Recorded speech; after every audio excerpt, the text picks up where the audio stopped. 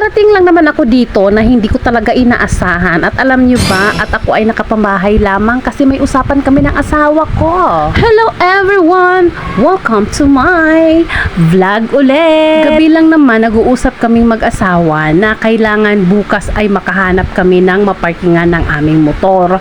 At ito ay hindi ko talaga inaasahan, guys. Kasi nga, maghahanap lang naman kami ng maparkingan. Ang sabi lang naman niya ay, sige be, maghahanap tayo ng maparkingan bukas. So, syempre, ang iniisip ko ay maghahanap lang naman eh. So, syempre, maghahanap lang naman. Nakapambahay lang ang mamang. Alam nyo ba na may sinasabi kasi silang may clearing nationwide.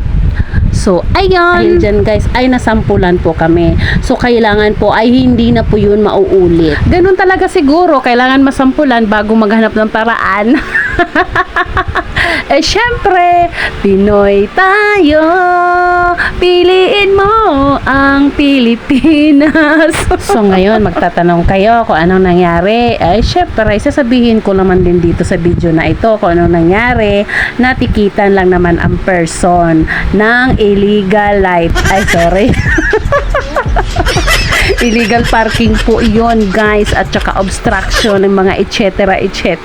Syempre guys, ang mahal nun guys, so kailangan talaga namin maghanap ng paraan. Kakahigpitan na kasi guys, so kailangan talaga namin maghanap ng paraan at hindi na yun mauulit guys, kasi nga ang mahal po talaga ng ticket. Oh my goodness guys.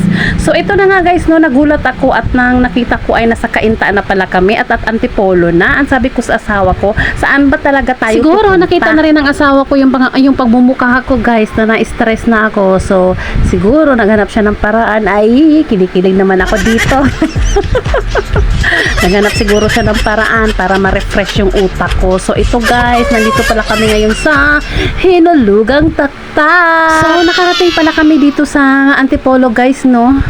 Na hindi inaasahan ng person guys. So, wala pong entrance po dyan guys. Ang gagawin mo lang naman dyan guys, papasok ka at magpa-register ng iyong pangalan. So, ayan na po ang loob guys.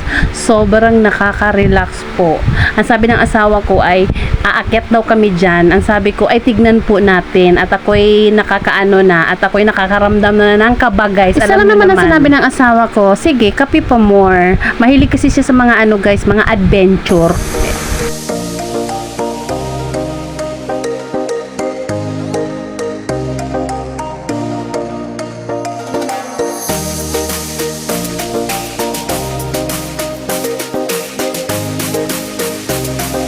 Makarating kami dyan sa may swimming pool guys, no?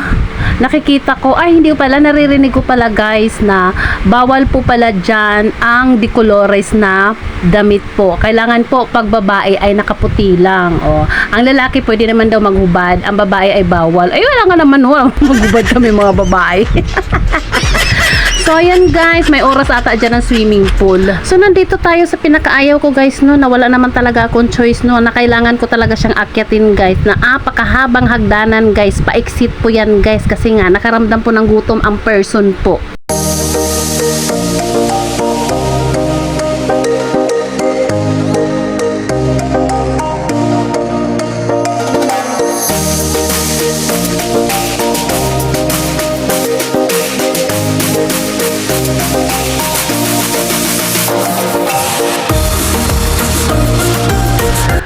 Nakikita nyo naman, laging handa ang person. Akala nyo ha, pag umaalis kami, walang kanin. Nagbawa lang naman kami dyan ng 1 kilong kanin guys, no, para tipid lang naman, no.